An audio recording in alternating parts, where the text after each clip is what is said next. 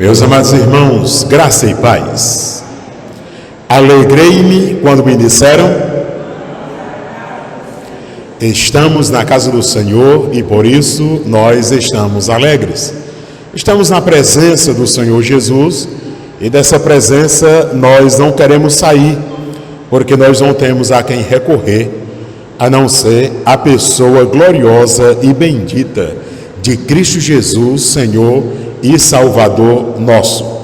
Eu convido os amados irmãos que abram a palavra de Deus em Atos capítulo 23. E quando você abrir em Atos 23, você olha para mim, para que eu possa introduzir aqui um assunto que eu quero passar para vocês nessa noite.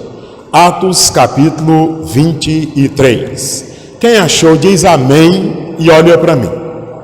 Ok? Muito bem. Nós louvamos e bendizemos o nome de Cristo pela oportunidade que Ele nos dá de podermos compartilhar um pouco da sua palavra. Eu não sei se você já ouviu falar, talvez o seu avô, a sua avó, quem sabe até a sua mãe, já ameaçou você, ou um irmão seu, ou sei lá, alguém, tipo assim: se você repetir essa palavra que você falou agora, eu vou dar um tapa na sua boca. Você lembra disso? Eu já fui ameaçado demais e já escapei demais de pancada na boca, né? Vai dizer isso? Né? Eu digo, tem a pancada, tem. Né? Há algumas mães, alguns avós, diziam para os seus filhos e para os seus netos: se falar esse palavrão bem aí, eu te meto a mão na boca. E metia de verdade a mão na boca. Não era brincadeira não, metia de fato a mão na boca. Não parece um absurdo para nós hoje, para os filhos hoje? Porque hoje tem filho que bate no pai, filho que bate na mãe. Né? Tá lá no colo e taca a mão na boca da mãe, na boca do pai, taca a mão e as unhas. E o pai e a mãe sorriem, acham engraçado, e é muito. Agora pense numa outra situação. Você já adulto, você jovem, adolescente, idoso como você é. Aí você está numa reunião. Está lá numa reunião. E lá nessa reunião, você abre a sua boca e diz assim: escute. Olhe para mim para você entender. Olhe. Aí nessa reunião, perante todo mundo lá. Aí você abre a boca e diz assim: irmãos, até o dia de hoje, eu tenho andado diante de Deus com toda a boa consciência. Aí quando você terminar de falar essa palavra, alguém te dá um tapa na boca. Seria, no mínimo, constrangedor, não seria? Seria ou não seria? Seria.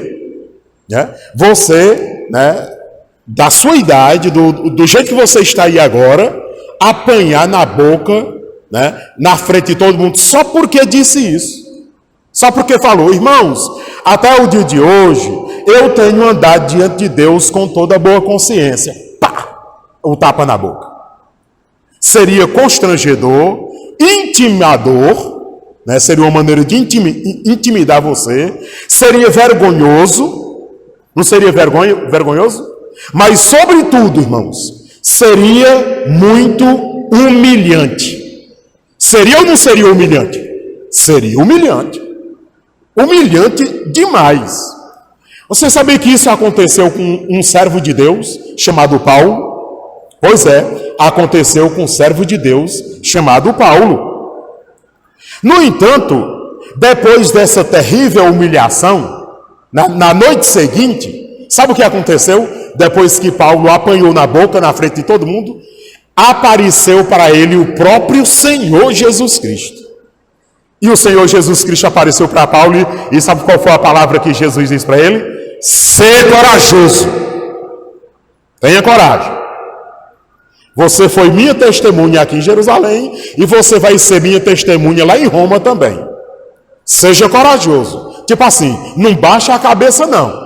Não deixe que esse tapa na boca descontrole o teu emocional, não. Levanta a cabeça e segue adiante, porque eu vou te levar para Roma. Irmãos, É impressionante. Apóstolo Paulo, depois de discursar em sua defesa, contando a sua experiência pessoal de conversão, lembra da última mensagem que eu preguei aqui? Falamos sobre a conversão de Paulo, ele dando testemunho de como ele se converteu. Alguns irmãos que têm perdido os cultos, talvez vai ficar um pouquinho difícil você acompanhar a linha de raciocínio, mas eu espero que você compreenda. Apóstolo Paulo, na mensagem anterior, ele está dizendo como foi que ele se converteu. Ele conta toda aquela história lá, quando ele ia para Damasco, e apareceu Jesus, e falou com ele, e disse: Saulo, Saulo, por que você me persegue? E depois de tudo aquilo, Saulo se converte, e agora Saulo está perante o Sinédrio. O que é o Sinédrio? Sinédrio era a mais alta corte dos judeus. Era como se fosse hoje o Supremo Tribunal Federal, a corte mais alta do Brasil, né? A corte judiciária mais alta que tem no país. Então, o apóstolo Paulo está perante o Sinédrio, está perante as maiores autoridades dos judeus. E a minha tradução diz assim: apóstolo Paulo fitou os olhos neles, olhou bem no fundo, bem no caroço do olho deles. Apóstolo Paulo olhou bem no olho, olhou, e disse assim, olha só o que apóstolo Paulo disse: irmãos, até hoje eu tenho andado diante de Deus com toda boa consciência. Ananias, que era o sumo sacerdote na época, o chefe do Conselho Supremo, mandou que alguém que estava ao lado de Paulo tacasse a mão na boca dele. E a pessoa obedeceu. Quando Paulo disse essas palavras, o sumo sacerdote mandou que alguém batesse na boca de Paulo. Aí Paulo, ele disse: Deus vai ferir você, parede branqueada. Você está aí para me julgar segundo a lei, e contra a lei você manda esse rapaz me ferir? Tem alguma coisa errada. Você não está aí, não é para me julgar conforme a lei? E agora, contra a lei, você manda que alguém me bata? Está errado. Parede branqueada. Parede branqueada era uma referência a um túmulo caiado. O que é um túmulo caiado? É uma sepultura que está toda cheia de mármore, toda bonitinha por fora, com uma cruz, com uma estrela, tudo direitinho, mas por dentro tem o quê? Esquife. Por dentro tem podridão, tem um cadáver. Aí o apóstolo Paulo olha para o Anás e diz assim: você está como um túmulo caiado, uma parede caiada, pintada de branco. Você está aí para me julgar conforme a lei, e contra esta mesma lei você manda me bater. Aí alguns disseram: você está insultando o sumo sacerdote. Aí o apóstolo Paulo disse: não, eu não sabia que ele era o sumo sacerdote, porque Paulo disse: não falarás mal do líder do teu povo. Então Paulo retirou aquela palavra. Paulo sabia que metade dos que estavam ali eram fariseus e a outra metade saduceus. Aí Paulo, ele, orientado por Deus, eu acredito que sim, porque não pode ter uma sabedoria dessa, apenas humana, o apóstolo Paulo teve uma ideia brilhante. Aí o apóstolo Paulo falou assim: olha, eu estou aqui sendo julgado porque eu acredito na ressurreição dos mortos. Paulo foi brilhante. Por que Paulo disse isso? Porque os saduceus e os fariseus, um grupo, os saduceus, por exemplo, eles não acreditavam na ressurreição de mortos, não acreditavam em espírito, não acreditavam em nada sobrenatural. E os fariseus, sim. Aí o apóstolo Paulo, como era fariseu, disse: eu estou aqui sendo julgado porque eu acredito na ressurreição dos mortos. Aí houve uma contenda entre eles. Olha só como é que a sabedoria de Paulo. Paulo tirou o foco dele e colocou o foco neles mesmos. Aí os saduceus e os fariseus começaram a discutir entre eles. E o apóstolo Paulo lá, talvez limpando o sangue da boca, que ele tinha acabado de ser apanhado na boca, né? Aí Paulo deixa lá eles discutindo. Os saduceus afirmavam: não há ressurreição, não há anjos e não há espíritos. E os fariseus acreditavam em tudo isso. Sabe o que aconteceu? O povo começou a gritar. Alguns escribas do lado dos fariseus disseram: não vemos nenhum mal neste homem, não. Eles diziam isso porque alguns fariseus eram a favor do que Paulo estava dizendo, que acreditava na ressurreição e acreditava em espírito, ou na vida espiritual. O comandante ficou perturbado. O comandante ficou com tanto medo que Paulo fosse, a minha tradução diz despedaçado. Eu não sei como diz aí a sua tradução, mas a minha tradução diz despedaçado. O comandante ficou com medo de Paulo ser despedaçado por eles. Aí o comandante mandou levar Paulo para a fortaleza, para o presídio. Depois de tudo isso, depois de todo este tumulto, depois de todas essas ameaças, depois de toda essa pressão sobre o apóstolo Paulo, veja bem aí o que aconteceu no versículo 11. Olha aí, Atos 23, 11. Olha aí o que é que diz. Na noite seguinte, o Senhor com S maiúsculo, tem que estar aí com S maiúsculo, porque é Jesus. Na noite seguinte, o Senhor lhe apareceu e disse: sê corajoso, como destes testemunhos de mim em Jerusalém, assim é necessário que o deis também em Roma. Agora eu vou ser bem redundante aqui. Eu vou ser redundante dos redundantes. Quando o apóstolo Paulo ouviu isso de Jesus, com certeza Paulo teve uma certeza. Qual foi a certeza que Paulo teve? Se Jesus está dizendo que eu vou para Roma, e isso implica dizer que o quê? Que eu não vou morrer aqui. Não é legal? Olha só que coisa bacana. O comandante, com medo de Paulo ser despedaçado, mandou levar ele para a fortaleza. Aí, na outra noite, Jesus disse: olha, Paulo, você precisa ter coragem, porque como você testemunhou de mim aqui em Jerusalém, eu vou te levar para testemunhar em Roma. Então o apóstolo Paulo, opa, pronto, pode acontecer o que acontecer, morrer aqui em Jerusalém eu não vou, porque Jesus já me disse que eu vou para Roma.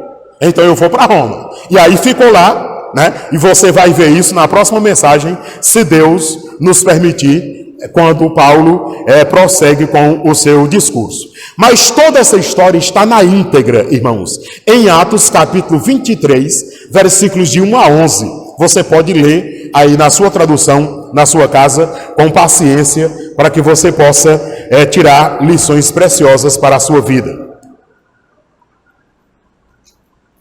Além das lições que certamente você já tirou, só em ouvir essa história de Paulo, eu quero pontuar aqui mais pelo menos 5 grandes lições, e eu espero ser bem sucinto, eu vou ser bem rápido, bem breve, mas eu vou ser incisivo, para que você saia daqui edificado e com a mensagem central desse texto sagrado.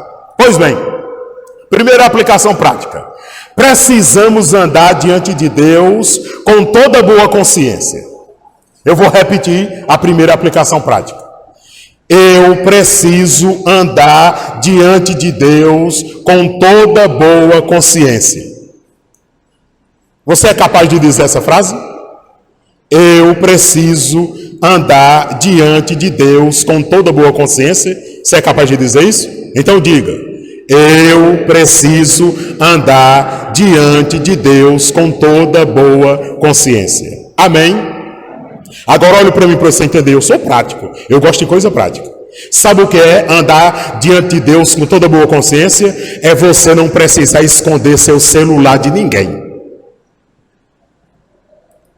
Andar diante de Deus com toda boa consciência é você não precisar colocar senha no seu celular. No meu celular tem uma senha. No meu celular tem uma senha para que se porventura eu perder ele, alguém que eu não conheço, achar ele, não utilizar os meus dados, mas a Vanessa, minha esposa, a Marcele, meu filho, a Marcele, minha filha, o Micael, meu filho, o Edivar, cadê o Edivar? O Edivar, o Jackson, o Ivani, as pessoas mais próximas de mim sabem qual é a senha, 0505. Todo mundo sabe. Todo mundo sabe. Andar diante de Deus com toda boa consciência é você não precisar ficar escondendo nada de ninguém. Olhe para mim. Se você precisar ficar escondendo alguma coisa de alguém, é porque você não está andando de boa consciência perante Deus. Eu vou repetir a frase para você entender bem. Se você precisar ficar escondendo alguma coisa de alguém, é porque você não está andando de boa consciência perante Deus. Estamos entendidos? Quem entendeu diz amém. Está claro ou não está claro? O apóstolo Paulo, quando disse, olha irmãos, eu tenho andado perante Deus de toda boa consciência, ele estava querendo dizer assim, irmãos, eu não tenho nada a esconder de vocês. O que eu estou fazendo aqui, eu faço em qualquer lugar. É isso que Deus me mandou fazer. Quantos de nós estamos andando em boa consciência perante Deus? É claro que tem coisas nossas que são confidenciais, coisas de alguns irmãos que são confidenciais. Alguns irmãos trabalham em lugares que têm documentos que precisam ser sigilosos. Não pode andar mostrando para todo mundo, é muito óbvio, é claro, é muito óbvio. Alguns irmãos têm dados até de outras pessoas que não pode mostrar, porque é sigiloso. É sigiloso. Coisas que o pastor trata no gabinete, tem coisas que são sigilosas, fica apenas entre o pastor e a pessoa que está lá sendo aconselhada.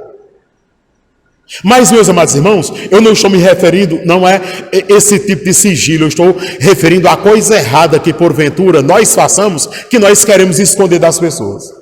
Pode observar, quando a gente esconde alguma coisa, porque a gente está fazendo errado, a gente não está andando de boa consciência perante o Senhor Deus, o Todo-Poderoso. E Ele sabe disso. Segunda aplicação prática.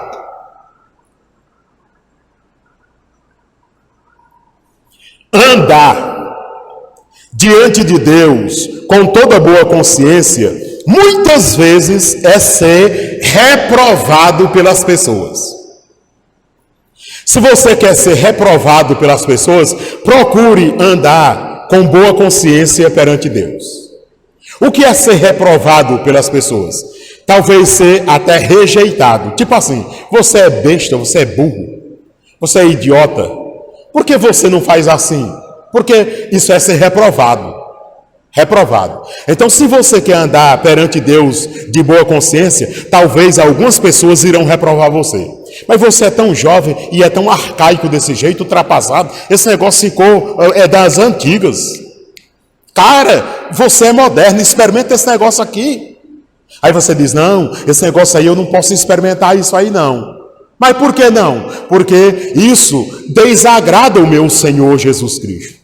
Isso não vai ser legal para mim, isso não vai ser legal para minha família, isso vai ser uma tragédia para mim e uma tragédia para as pessoas que me amam. Então eu não quero entrar nessa aí não, cara. Então dá um tapa na sua boca, ou seja, ele exclui você, porque você é diferente, porque você age diferente. Você não age como todo mundo age. Você age diferente, então você vai ser excluído. É como se a pessoa estivesse tapando a sua boca, dando um tapa na sua boca. É como se a pessoa estivesse rejeitando você. É como se nós perdêssemos a liberdade de expressão. E agora, ultimamente, isso tem sido muito debatido no Brasil político, né? A questão da liberdade de expressão. Você não pode mais dizer o que você pensa, o que você acha, porque alguém vai taxar você disso e tal. Então alguém quer tampar a sua boca, quer colocar uma mordaça na sua boca, para que você não diga o que você pensa.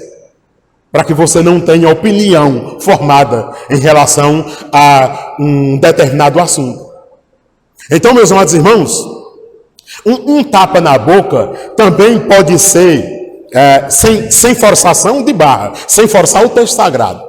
Uma tampa a boca também, um tapa na boca também, pode ser, por exemplo, uma doença que venha neutralizar você, que venha invalidar você, né? Um acidente, sei lá, alguma coisa assim, que venha calar você de alguma maneira, né? Que venha impossibilitar você de alguma maneira.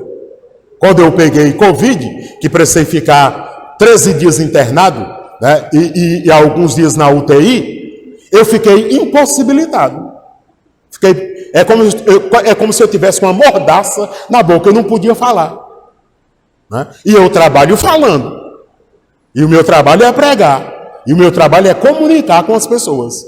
Então, ali foi como se eu tivesse recebido um tapa na boca. É como eu não tivesse, né, perdido ali a minha liberdade de me expressar. A liberdade de ir e vir. Eu fiquei preso, obrigatoriamente, né? Ao ponto uma certa feita lá, eu disse, eu quero ir no banheiro. A pessoa, não, você não vai no banheiro. Eu quero ir no banheiro. Você não pode ir no banheiro. É proibido. É proibido, você não tem condições de levantar. Então você vai fazer tudo o que você precisar nessa cama bem aí. É muito constrangedor, meus amados irmãos. É muito constrangedor. Então, às vezes, quando a gente quer, trazendo aqui para o contexto bíblico, quando a gente quer andar de boa consciência perante Deus, às vezes nós precisamos ser constrangidos.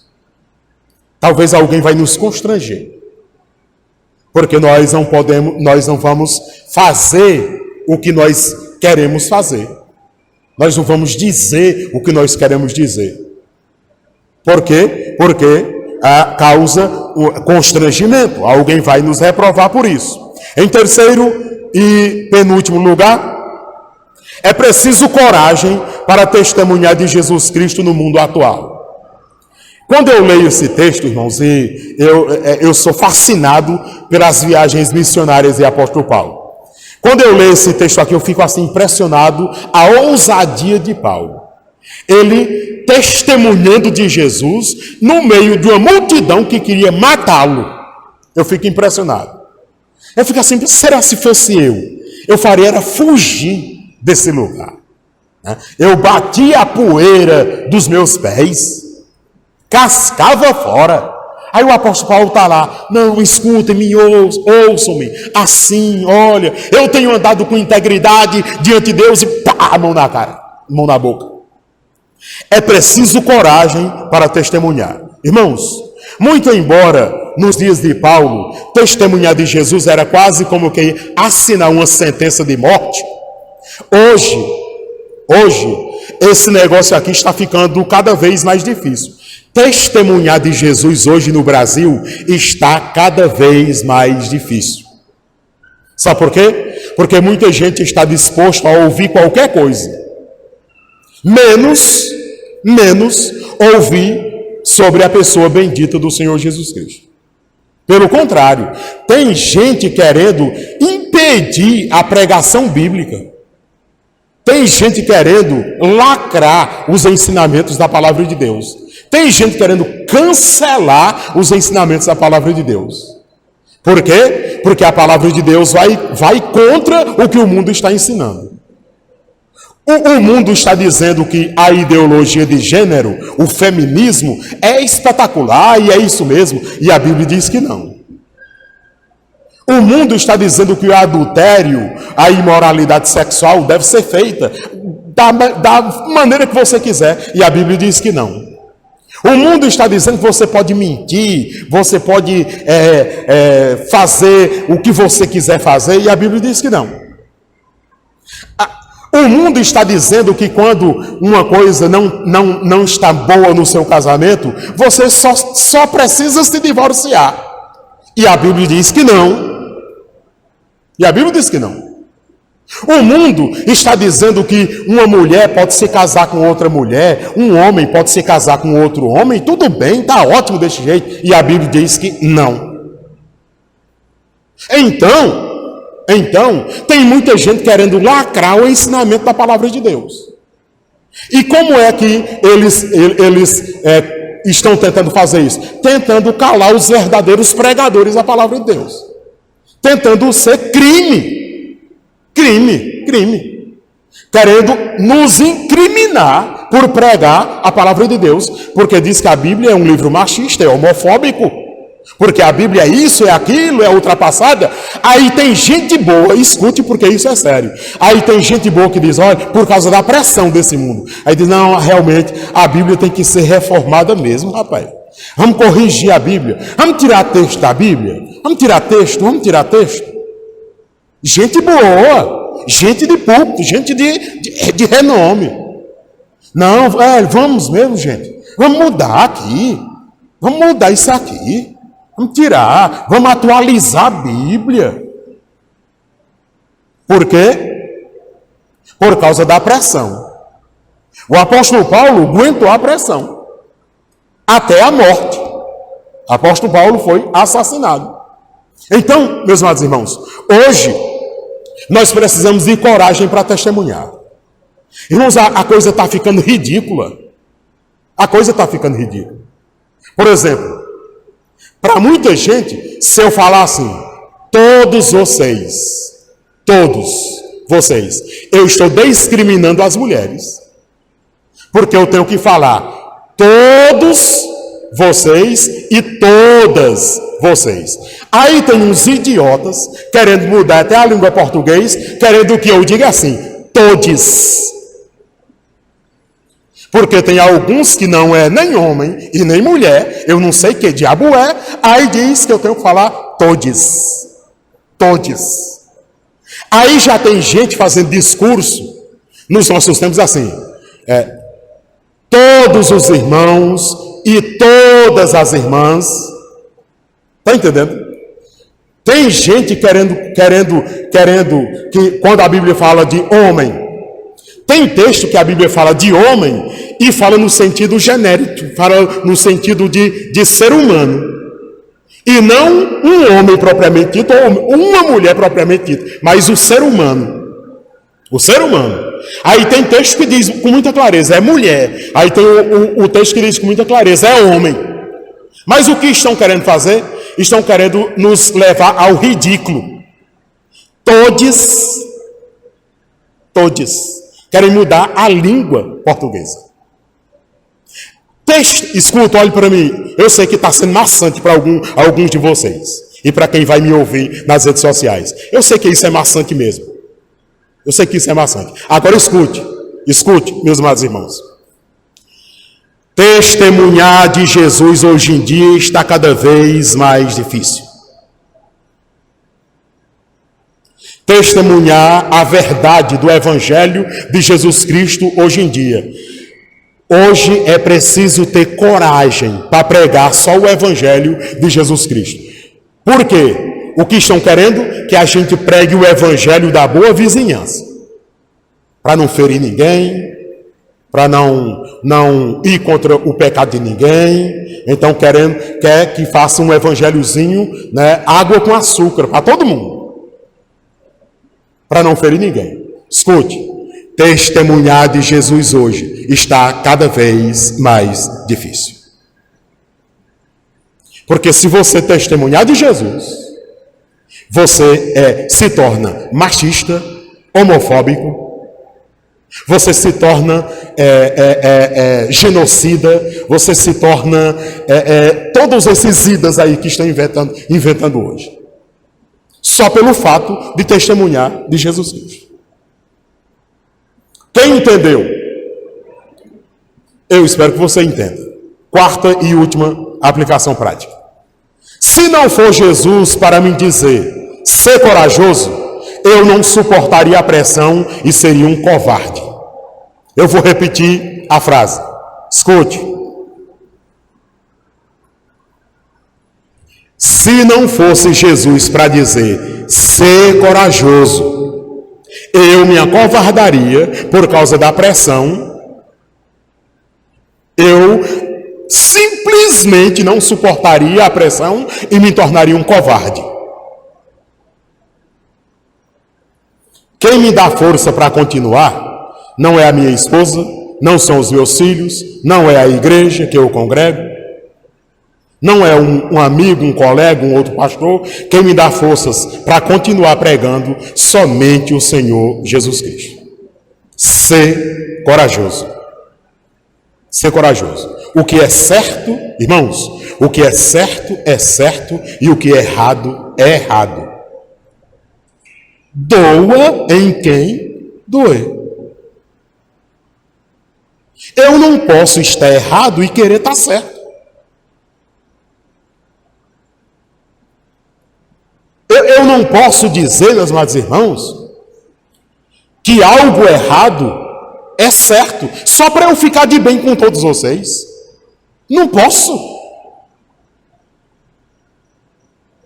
Eu não posso mudar as escrituras sagradas só para que ninguém fique zangado comigo. Eu não posso mudar, meus irmãos.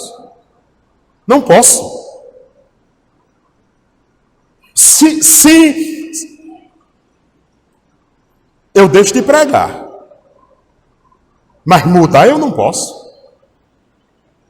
Eu deixo o púlpito, mas mudar as escrituras sagradas só para ser bem quisto, para ser bem querido por todo mundo, eu não posso fazer isso, não.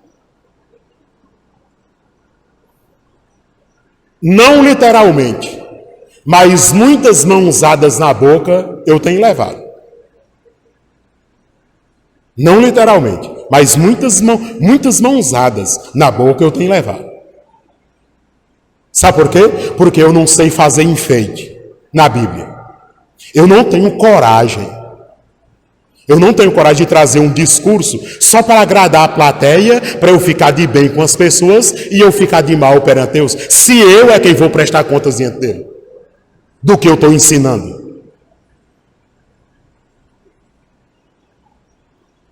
Apóstolo Paulo, ele foi encorajado pelo próprio Senhor Jesus Cristo. Ser corajoso. Lembra de quando Moisés partiu para a eternidade, que Josué ficou no comando? Sabe qual foi a primeira palavra que Deus disse para Josué? Qual foi a primeira palavra que Deus disse para Josué? Ser forte e corajoso, porque eu vou estar contigo. Se você cumprir as minhas ordenanças. Se você cumprir as minhas ordenanças. Então, meus amados irmãos, se tem algo que nós precisamos hoje, é coragem. Eu sei que não é simples um jovem chegar lá no terceiro ano do ensino médio, lá no último ano, antes de fazer o Enem. Eu sei que não é fácil o jovem chegar lá e dizer para os seus amigos que não tem relação sexual antes do casamento porque é pecado. Eu sei que não é simples. Esse adolescente, esse jovem, vai ser taxado como um idiota na sala todinha. Eu sei que não é fácil, meus amados irmãos. Está lá o adolescente, está lá o jovem, no último ano do ensino médio, ou então no primeiro ano da universidade ou da faculdade, ou lá no último ano, sei lá o quê, e dizer, eu não fumo maconha, eu não sou homossexual. Quem quiser ser, eu respeito, mas que está errado, está errado. Eu sei que não é simples dizer isso, irmãos. Eu sei que não é simples. Por quê? Porque os nossos adolescentes e os nossos jovens ficam como que acuados no meio de tantos lobos. Eu sei que não é fácil, mas, meus amados irmãos, nós não podemos negar. Nós não podemos negar. Nós precisamos ter coragem para dizer que somos contra. E por que somos contra? Não é assim, simplesmente, não, é por isso, é porque eu sou contra mesmo. Não, eu digo por quê? Por quê? Porque o meu Senhor e o meu Salvador me ensina que é um negócio diferente. Só por isso. Só por isso. Eu sei, meus amados irmãos, que é preciso, de fato, coragem. E eu sei que essa coragem só é encontrada na pessoa bendita do Senhor Jesus. Aí não adianta você congregar na igreja, não adianta você se relacionar bem com o pastor, você se relacionar bem com líderes da igreja, não adianta você ter alguma participação na igreja, não adianta coisa nenhuma se você não está firmado no Senhor Jesus. Se você não ouvir o Senhor Jesus falando para você, ser corajoso, ser corajosa, se você não tiver essa intimidade com o Senhor Jesus, você não vai aguentar a pressão. E você vai ceder. Porque a pressão é grande. E agora, hoje foi ótimo. Amanhã a pressão será maior. A pressão será maior. Depois de amanhã vai ser pior do que amanhã. E os dias estão se afunilando. E nós estamos com coragem para testemunhar de Jesus Cristo? E se alguém literalmente sapocasse a mão na nossa boca só porque a gente diz que acredita em Jesus Cristo? Que o Senhor tenha misericórdia de mim e que o Senhor tenha misericórdia de você e que Ele tenha misericórdia de nós todos. Amém, meus amados irmãos? Somente a graça de Cristo. Não tem outra explicação. A partir de agora é a graça de Cristo e tão somente a graça de Cristo. Porque os nossos argumentos já não adiantam mais. Tem que ser única e exclusivamente a palavra de Cristo Jesus, o Senhor. Amém e amém.